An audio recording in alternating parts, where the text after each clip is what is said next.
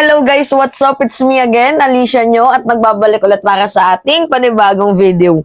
Mga minamahal, strike na naman po again and again and again. Itong si Dado Climiente, alam nyo ba kung bakit? Siguro sa pagkakataong ito mas lalong mapipikon itong si General Torre. Imagine na, kinasuhan lang, nag-file lang ng inciting to sedition. Itong si General Torre, abay pinagbintangan na naman ni Dado Climiente na ipapabembang daw sila. Ipaparatrat daw po sila mga minamahal. So ngayon, panoodin nyo itong video na to. Tingnan nyo, grabe talaga itong si Dado Climiente. Hindi talaga natatakot. Ayaw talagang tumigil sa pagbabanta eh. Ayaw tumigil sa kakagawa ng fake news. Strike na naman to, dadagdag na naman to sa kaso mo. Diba? Alright, panoodin natin to ah. So we decided na mag-ano muna, separate, mahirap magkasama eh. Baka mamaya ratrating kami. Ina-assume namin na may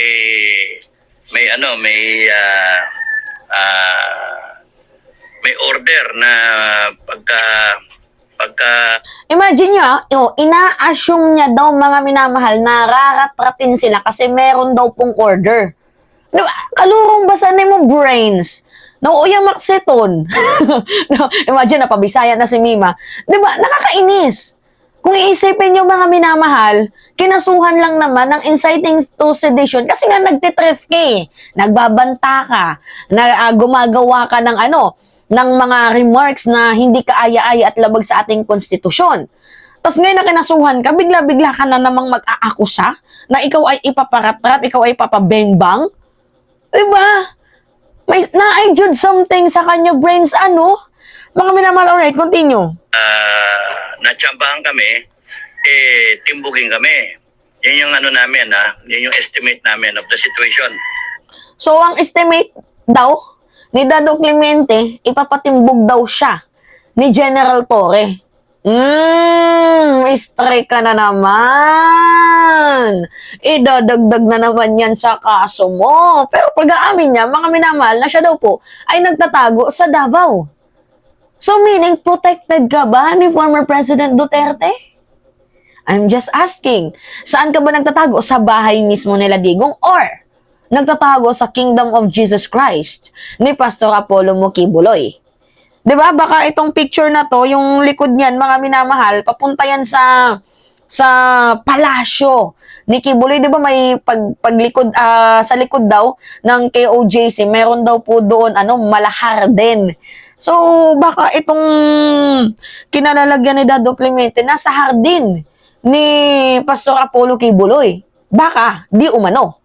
Diba? Alright, continue. Kasi lumalabas, kami lang ang tatayo eh. Po talaga ang buhay ito. Lalabas, walang gustong tumayo eh.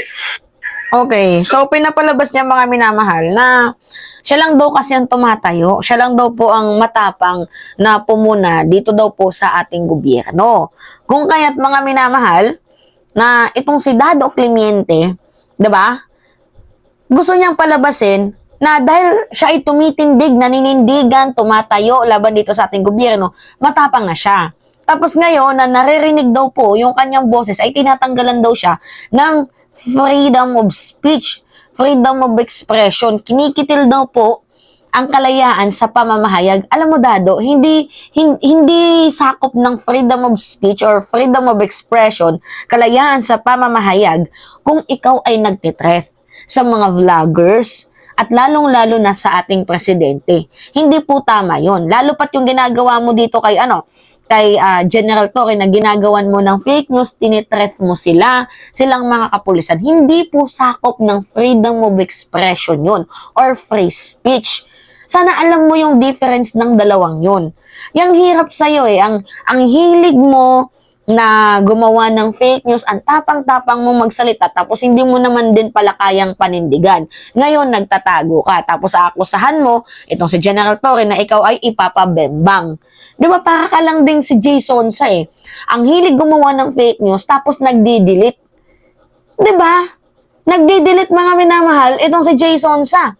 Yung post niya, dinilit niya. Bakit? I think, natakot, kasi nung kinasuhan niya. Yan yung napapala ng mga bastos eh. Yan yung napapala ng hindi umaayon sa batas. Yan yung mga napapala ng mga taong walang ibang ginawa kundi gumawa ng fake news. 'Di ba? Hindi kasi pwede na paulit-ulit mo lang tong gagawin kasi pamamarisan ka. 'Di ba nang iba gagayahin ka nila. So better nga yung ginawa ni ni General Torre para meron ka din kahit papaano na learning, natututunan sa bawat buhay mo na bawal kang gumawa ng ganito lalo pat ikaw retired army ka din. 'Di ba? Gagawin mo yung mga bagay na hindi angkop at hindi nakabatay sa ating konstitusyon. Pangit po 'yun.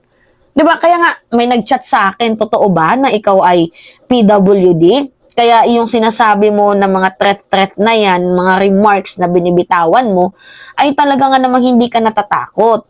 'Di ba kasi meron kang card, meron kang panlaban di umano, yan yung na-receive nating balita. Meron kang card ng PWD. 'Di ba? Na sinasabi nila na kaya hindi ka daw natatakot sa mga ginagawa mong threat kasi yan yung panlaban mo. Which is para sa akin, sabi ko, ano ba naman tong si Dado Clemente? Maybe parang may aning-aning na din siya sa pag-iisip kasi the way na mag-threat siya, wala siyang kinakatakutan eh. 'Di ba? The way na magbanta siya, wala siyang kinakatakutan. The way na mga lumalabas sa bibig niya, hindi niya man lang pinag-iisipan. So maybe, baka may sakit. Tapos, mental health disorder, lilinawin ko yung kanyang sakit daw, di umano sa pag-iisip. So, kung yan yung sakit mo, hindi ka na dapat patulan namin. Pero mali pa din tong ginagawa mo eh. Even though na meron kang sakit sa pag-iisip, hindi pa rin tama na gumawa ka ng ganyan. Although, given na meron kang sakit sa pag-iisip, pero hindi tama yung ginagawa mong to. Diba kaya dapat, bigyan ka ng lesson. Kung meron ka mang sakit, siguro I think na padala ka sa mental, diba? Bigyan ka ng gamot, para nang kahit pa paano, diba? Nagagamot yung utak mo. Tapos tanggalan na din to ng benepisyo. Kung nakakatanggap man to ng benepisyo, itong matandang hukluban na to. Kasi walang ibang ginawa eh.